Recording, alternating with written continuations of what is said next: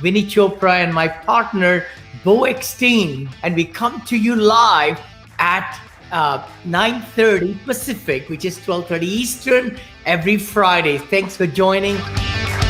And I think, Vinney, honestly, we at some point we're going to start a affordable housing multifamily division underneath Monell Investments. I'll run the division. Wow. We'll have a nonprofit component, and we'll help. Wow. We could probably help this in a big way, really. I would love that. I would love that. Yeah. It's been an exciting week. I hope it's been for you also. Beau, you have some questions, but yeah. Oh yeah, I got a lot of questions. How are you, brother? Good to see you, Vinney. Good to see you, Beau. Oh, thank you. We are so privileged to have you. Hey, Vinney, real quick. Yeah, bud. All right, I'll bet you sushi that you don't know that. What does SAS stand for? Hi there, everybody joining us, watching us. We are live in 7 channels actually today in the YouTube, in LinkedIn, in Facebook groups and Facebook. Thanks again for liking the show. Please give comments, share, and we are here for a very big show today.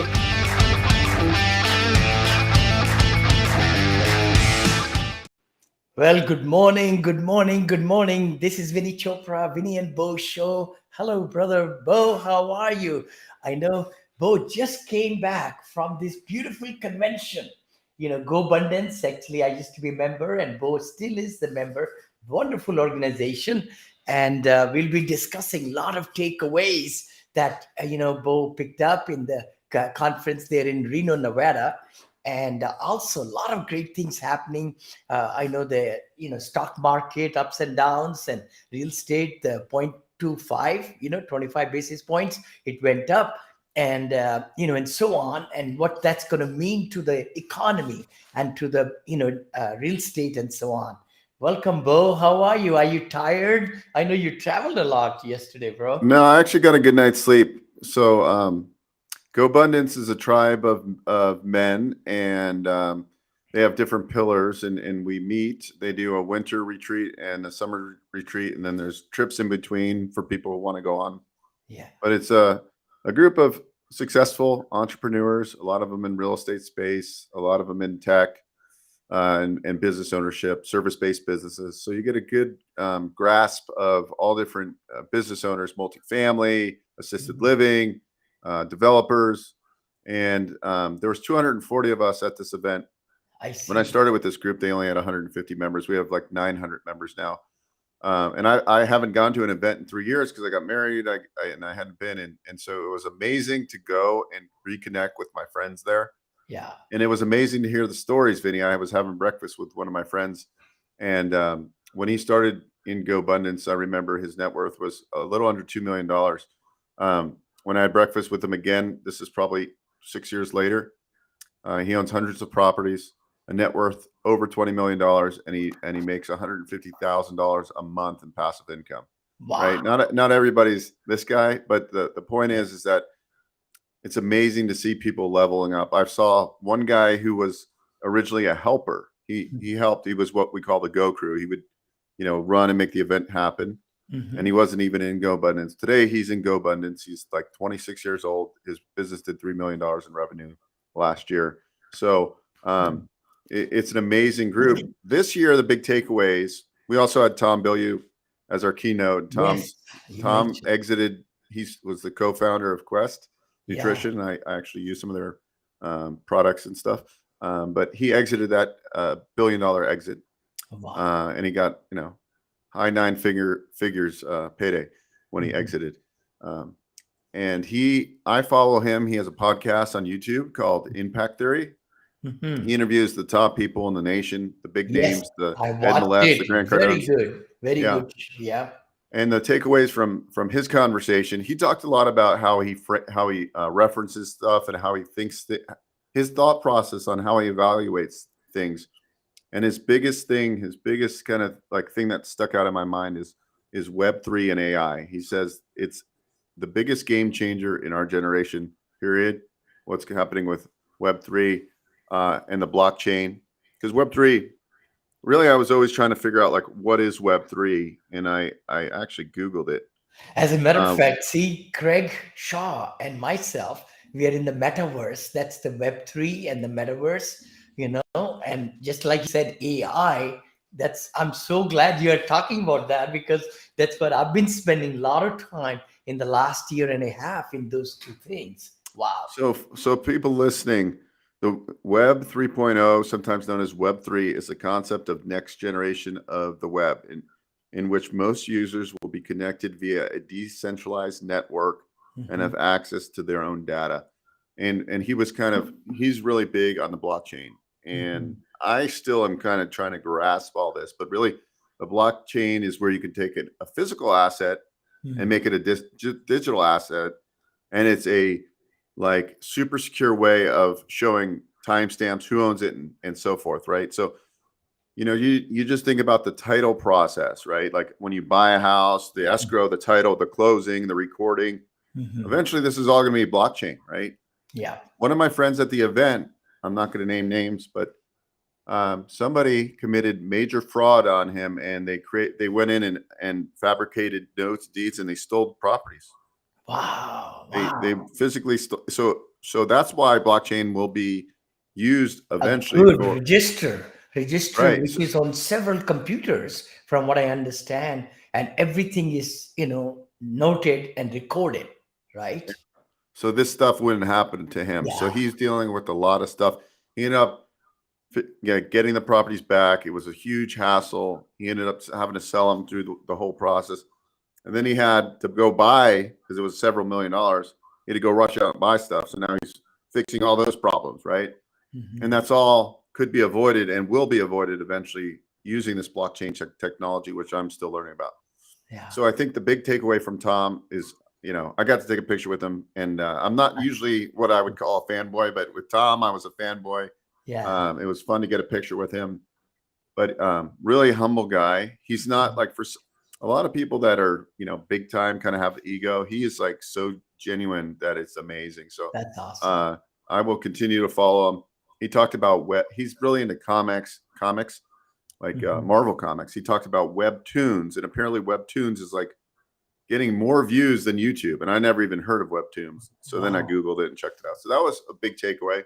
Mhm. The other big takeaway, Vinny, was that all these people I look up to as successful entrepreneurs, we all, they all, we all have issues, right? And that could be, so a big thing about GoBundance is not just, being rich and wealthy, but it's also health, nutrition, and so forth. Yeah. But the component of that is that no matter who they are and how we put people on pedestals, Mhm. they all have problems. They all have, marriage Issue, problems, problem. Yes. children problems with deals. It's not like you become wealthy and you have no problems. I mean, being wealthy really helps, but these guys have the same issues.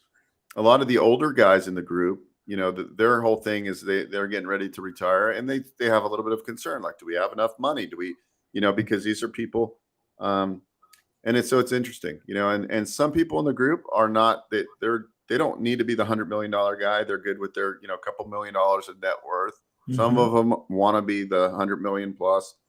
um, so it was amazing that standpoint. We also had people speak on stage about biohacking, so things we can do to live longer, to look younger, I see. which is very interesting. So Mhm. these events, we cover not just the wealth pillar, but we cover also about giving back, right?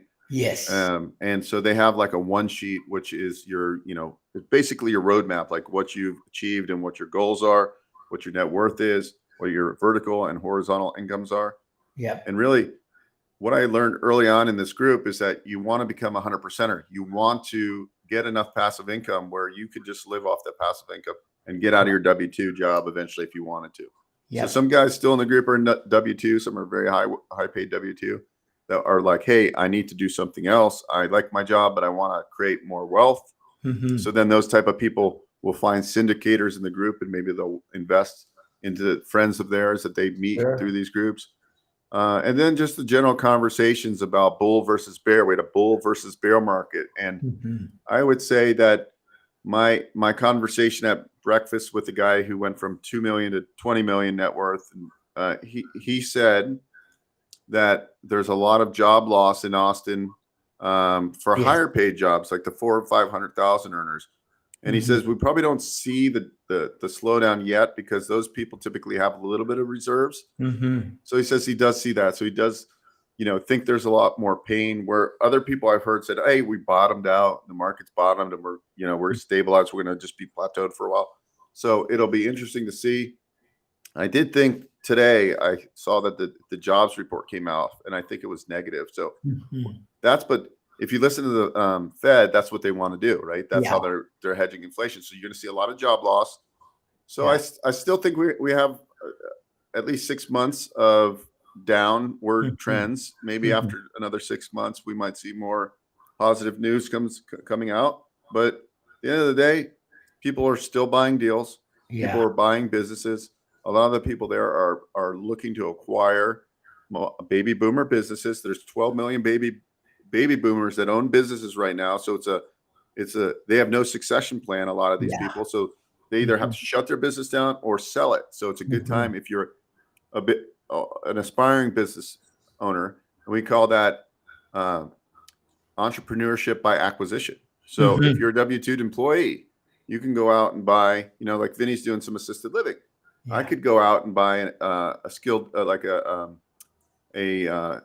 business, a home-based business where you go out and you have your skilled nurses that go out to the houses, right? Because that's also popular along with assisted living. So I could go and start a franchise. I could use SBA finance. I could go buy an existing business somebody who's built a big network of, they have 200 patients in Las Vegas, and they go out and they line up so you can buy businesses like that with very little out of pocket. So the businesses that are typically $1 to $5 million, going back to SBA financing, you can high leverage financing to acquire these businesses. So we're seeing a lot of people in the group really get into business acquisition along with real estate. So I want to ask you that, I know Beau, we are looking at so exciting, all these things, and it's bringing back the memories of Steamboat when you and I went over there in Colorado. It was so beautiful to see all the Go Abundance people on the stage and everything, and what great camaraderie, there was, and there was that connection. It was just not work. It was pleasure. We had the activities in the morning, and then we met at 3 o'clock or so. I remember from 3 to 6:30, 7:30, something like that. So that's so exciting. What Web3, what you talked about, it's the future is here. Web3, metaverse we talked about, with the blockchain and everything happening, and also, with all AI. I mean, this world is changing. This world is changing every day. And look at Microsoft putting $10 billion into chat GPT. We talked about it in the previous issues, but now there are so many other services that are coming where look at what happened with the robots. They didn't take away the jobs. I mean, people are still employed, but we are making productivities way high in car manufacturing and everything like that. So I think we could embrace the change. That's what I want to talk about a little bit. Let's not be stubborn and say, what, I'm set in this way. Did you feel that also? A little changing of there in the conference? I mean, people were talking about, that this is time to adopt and change and look into the future, brighter future. Yeah, I mean, that's, coming from Tom, who's a, very successful entrepreneur. Yeah. And that's the other beautiful thing about these events is that I go there and I share my knowledge, but I also sit there and talk and ask questions. Totally. Right. Because there's people from all over the US and actually some other countries now. So you get different viewpoints. You get people that own large service-based businesses like that generate millions of dollars, doing just, home repairs, right? Like there's riches in the niches. And so a big conversation definitely was like, innovation, right? If you're not like paying attention to what's going to happen, you're going to get passed by. So I personally think you got to spend the time like figuring out what's going on in the world. Because when you make an investment in real estate, you also got to think like, well, 10 years from now, is this a viable business or is this location ideal? Is there going to be growth? Is there business growth?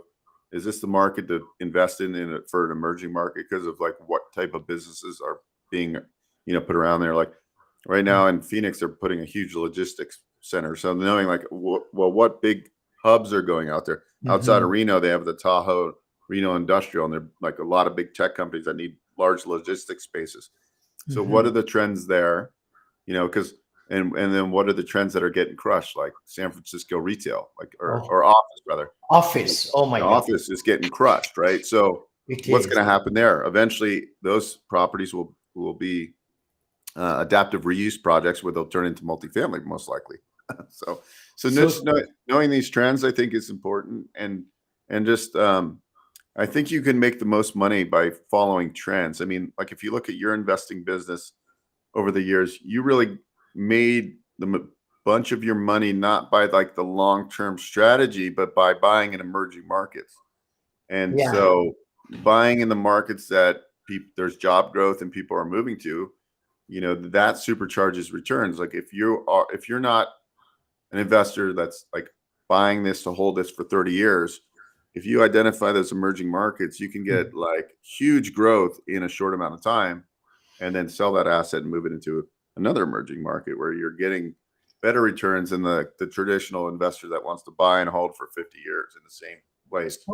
so true what you're saying, Bo. And the key thing is, markets do have cycles. I mean, it's written. It's we can go back as far as we want to go back.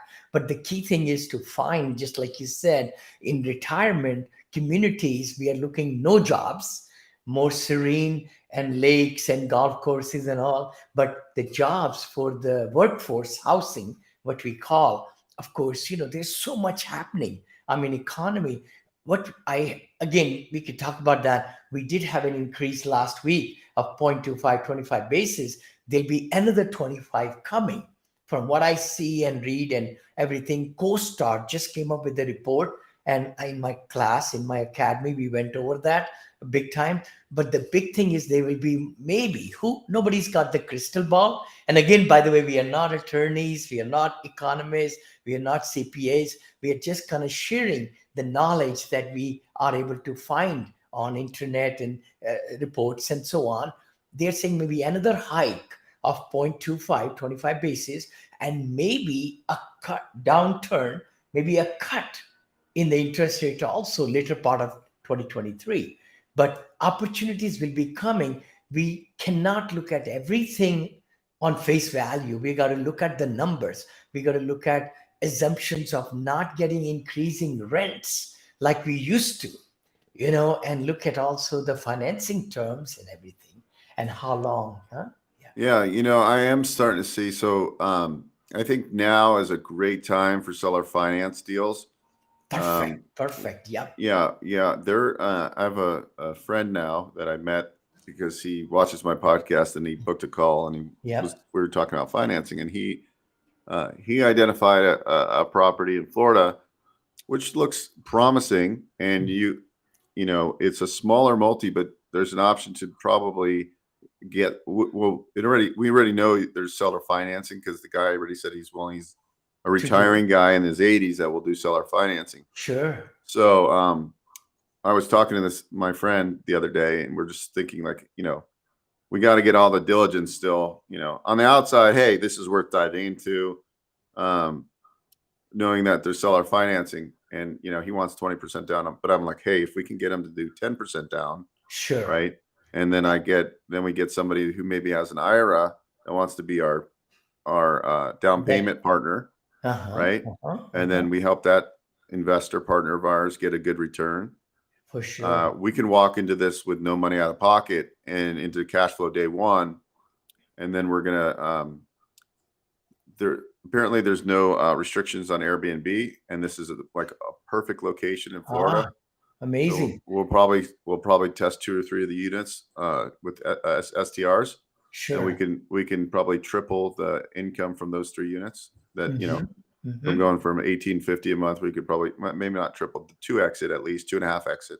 Sure. So then we're gonna, our NOI at the end of the day. So we're gonna at least get a 3-year IO loan from the seller, Uh-huh. I'm actually thinking we should probably negotiate a 5 year, 5 year loan. I was going to say five. I know we're just to looking weather at. the storms, right? And then we got Yeah. to find somebody that's got some money in an IRA Hmm. that's sitting, and they're like, hey, I want to deploy it, and then make a win-win for them and us. And then we Totally. just did it. We just got 100% finance deal, cash flow from day one, with I huge love it. I upside. love it. With huge upside.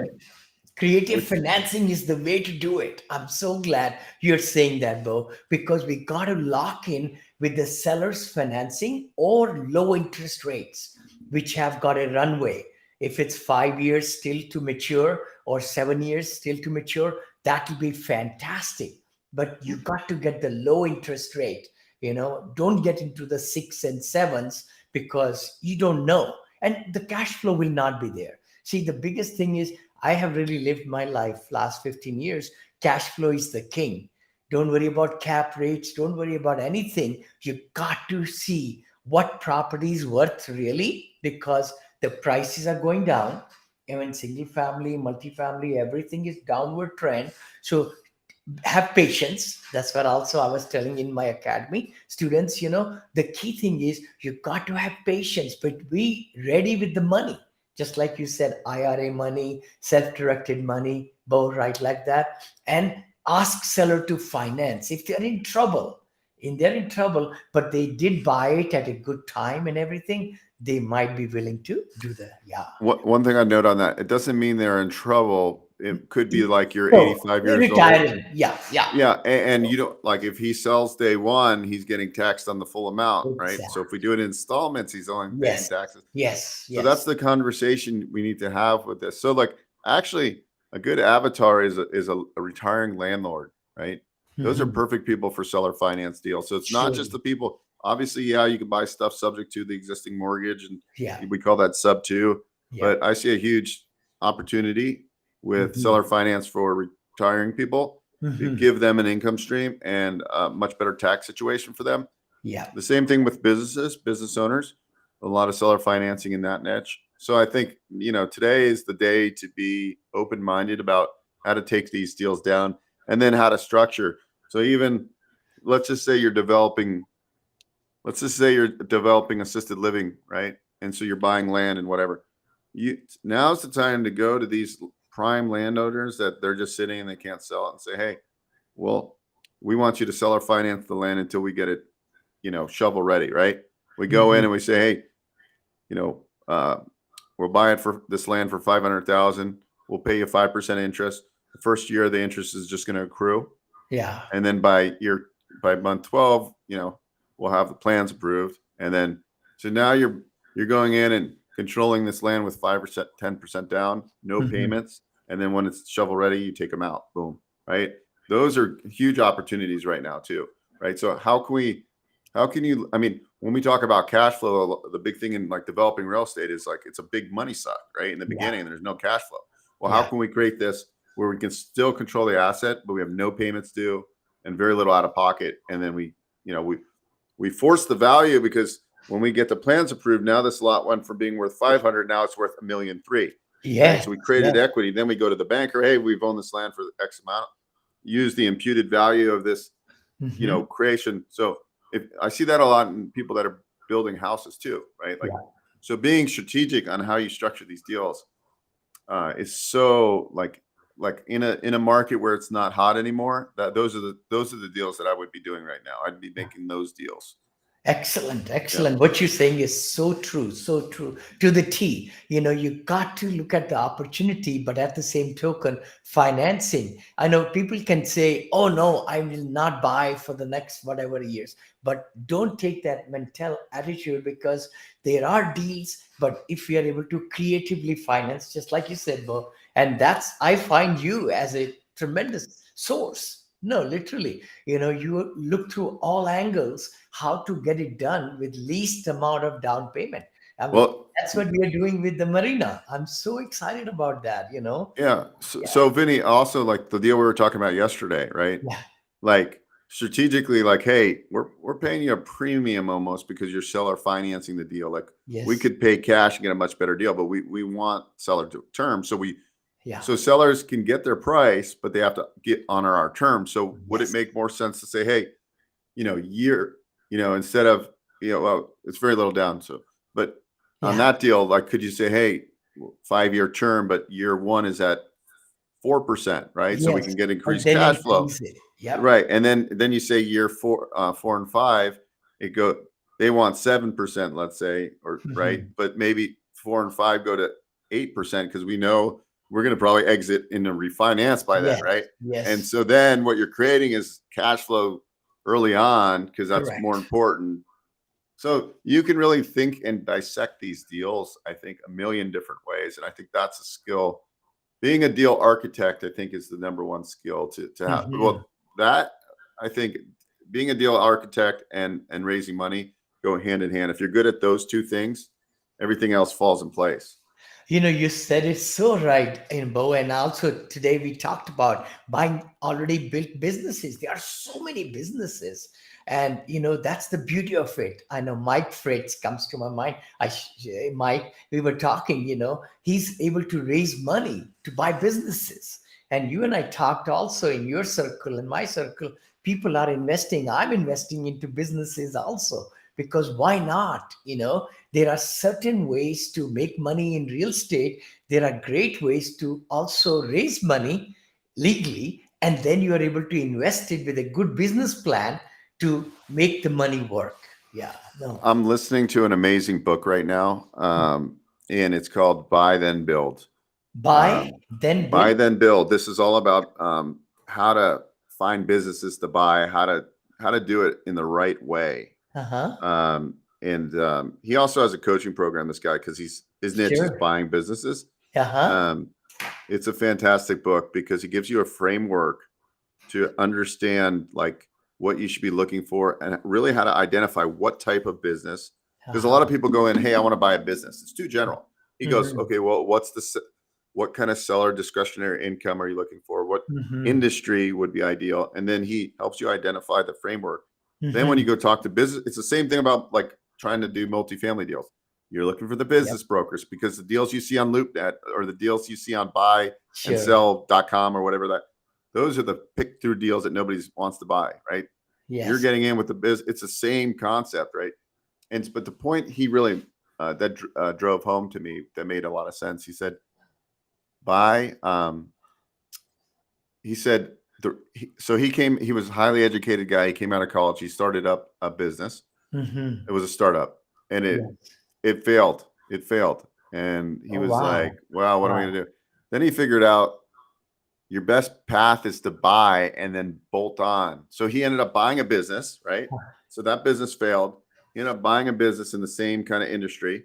Mm-hmm. And then he took the business that failed, he bolted on those services to the existing business and it blew up. Mm. So his point is that there's already infrastructure. I can literally go in with like 5% of my own funds or my investor funds or 10% of Sure. investor funds. I can go get SBA financing. I can go acquire a cash flow stream of several $100,000 a year and Yeah. take over a business that's been running for 15 or 20 years with a clientele. Like that's a no-brainer to me. So that's why a lot of my contacts are doing stuff like that right now, right? So Mm-hmm. because I'm on the financing side, I see what's going on, and the thing I haven't done the best in the past is take advantage of it. And now I'm like, I'm the man in the middle. I need to be taking advantage of this stuff, right? Yes. Like deals come my way. A lot of times I need equity. I'm like, all right, Mm-hmm. I gotta get in this, and because and then use my creative structuring, my deal architect to make the deals actually close. We did that a lot in the flipping, right? I Yep. remember one time we used your IRA money on a property, Yes, I right? remember that in Rossmore, brother. I Yeah, yeah. know. I So know. we made that a win-win for you and us, Yes. right? Because you came up with the equity we needed to close, and we Yeah. got you a good return, and we did fairly well ourselves. So those kind of skills, when the downturn happened, Vinny, Yeah. and I got completely wiped out. I was in my 20s. I was like, well, what am I going to do? I don't have a college degree. The only thing I know is real estate. And I obviously don't know real estate that well yet because I made a lot of mistakes. Mm-hmm. But I came back and I said, okay, we got to be smart now. And I said, well, there's a huge opportunity with all these foreclosures, but I Mm-hmm. don't have any money and my credit score is 520. So Mm-hmm. what am I going to do? So what did I do? I went out and found a money person. I got the lending lined up. So I'd get a hard money loan. I'd have a money person put the down payment, and then I had a contractor that we partnered with. I put no money in these deals, and I got 33% of the profits. And we did that Ah, over and over and again, right? It was a yeah. win-win for everybody. So look for these win-win opportunities out there and learn how to put these deals together. And if you find the deal, the money comes. It's so true, right? Like if somebody locked up a sweetheart multifamily deal, Oh, they could bring in an experienced operator, right? They could yeah. potentially stay in as a smaller general partner in the Yep. transaction. They could get the experience, right? So even if you're starting out today, I always say, by learning from guys like yourself about the whole GP LP side, Yes. I could go in. I don't own any large commercial properties, but I could go in and find an operator and maybe be a partner in the deal Yeah. because I found the deal, or maybe I have some investors and I could, I could have a fund that actually invests side by side with the general partners. So you could literally go out today and actually buy a 500 unit property and be a general partner in that side. And most people don't like. I went from point A to point B really fast that way versus like me going out and going, okay, well, how am I really ever going to create wealth? I can go to Indiana and buy these little shit properties, but it's going to take you 10 or 15 years that way, which is fine, right? Yeah. I am creating wealth, or I could go and supercharge. And now on my personal financial statement and my schedule of real estate owned, I am now a general partner in 367 units, one transaction, my first commercial deal, right? And so people need to start thinking about how they can get themselves in the game faster. Who, not how. Read that book and then apply those principles to this kind of stuff. I love it. I love it, Bo. What you just said, brother. I spoke about syndication, which is the world of syndication is, I mean, where you're pooling the money, resources together, time, money, everything with the limited partners. And then you are the general partner and you are able to get principal to even co-sign on the loan. And, there's such a big pie. I say that, right? And the big thing is you got to make that decision that there is money flowing all around you, $36 trillion in USA alone in the retirement funds. And people are getting so low interest rates, just like you just said. If the deal is right, people will flock to you. I mean, I don't go out for the investors to say, hey, give me money. I just show them the great deal underwritten, put together nicely with a good business plan. Then they say, Vinny, put me down for 200, 400, 500, whatever like that, right? It took time. But the thing is making a decision to say, hey, I want to understand what this raising money art is, right? And it will help everybody to scale up a little bit more than what you're doing. Because the Exactly. only drawback is higher down payment, closing costs. And if you could get it from your family, friends, people it makes it much easier. And that's what I have been able to do legally through SEC rules and regulations and making sure that the attorneys are involved in the contracts and agreements and LLC that purchases the property. Your limited partners are on the title of the property, all those things. Yeah, and also too, one other takeaway from the event is like, when I was talking about the one sheet, it's really good. I've never been good at keeping my one sheet, and Mhm. I'm like, why aren't I doing that, right? Like, you need to know, like, and I have all these small micro investments in different companies through some crowdfunding platforms. Mhm. I Mhm. have some mortgages, I have some merchant cash advances. I have all these things that I'm investing in, right? Because it's important as you have dry powder to Sure. just start get that as let the rents that you're making on your rental properties Mhm. supercharge those thousands of dollars that come through and not just sit in an account making no return. Make those make more money for you. So you Yeah. could be investing in all these little assets that are somewhat liquid. You can get your money back fairly quickly. And then you really start compounding your financial freedom, right? Because you start thinking, okay, I gotta like put money in here. Then you start setting up little debits from your account. So I have like $500 a month going into ground floor. So I'm investing. Yep. Even I have like 1,000 going into this. I have 800 going into that. Get the money out of your accounts into stuff. So you're always poor. You look at your bank statements. You don't have 100 grand sitting there. Keep as little Yeah. as possible. I mean, Yeah. you always got to keep enough for reserves. But what I'm Sure. saying is, you don't want to get an imbalance by looking and say, oh, I have 12 months of reserves in my bank account. I'm okay. No, Yeah. get that out of your account. Get your mind worried about your money, like, because now you forgot about it but that's growing. That's growing over here. Like, that's what keeps you hungry, right? And then you're not satisfied with your a little bit of nest egg, right? Because we like having our comfort, but get out of the comfort zone. Like I've heard Grant Cardone say this all the time. He gets his money out of his accounts faster than he can. He always wants to feel like he needs to hustle. So not that hustling's all the time, but I'm just saying these little tricks Hmm. will really help you, because like your money's just, you start forgetting about these little things you invested in, but if you keep it on the one sheet and you review it once a month, that would be ideal. So true, so true. I mean, what we talk about every week, and I hope people are following us. Please share these, recordings and our YouTube.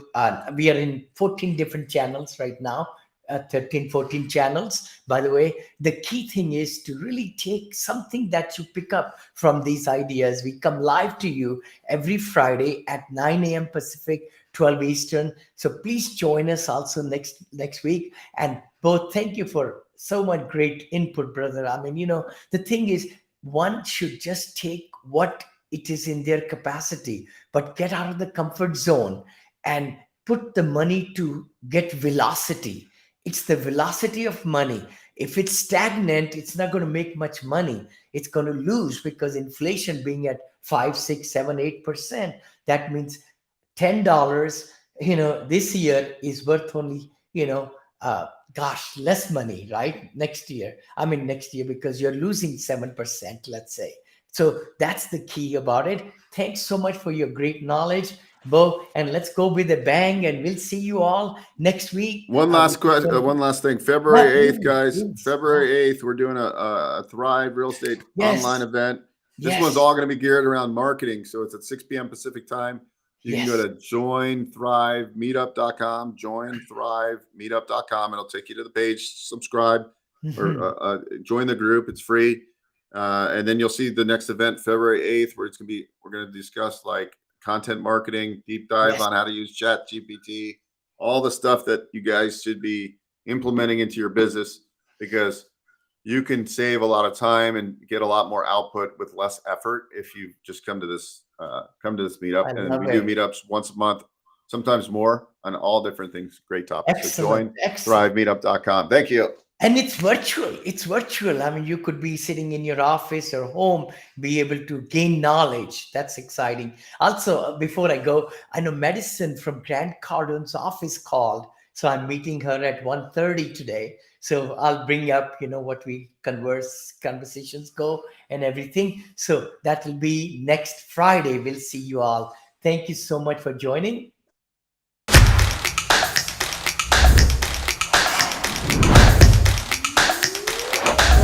Happy to be on your show finally. I'm a long-time fan, and I watch all your guys' content. Awesome. We're very, very, very invested in our community. It's wonderful to be here. This is Vinney Chopra and also my good buddy BeauEckstein.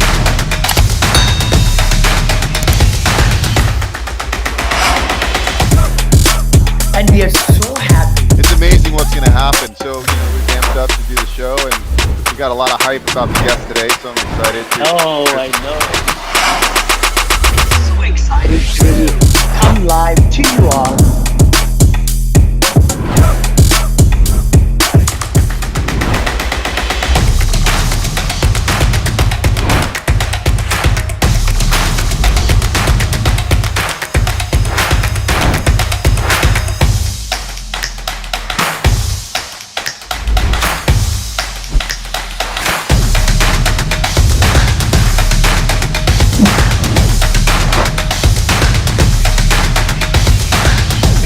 You live 9:30 every Friday. How to take your business to the next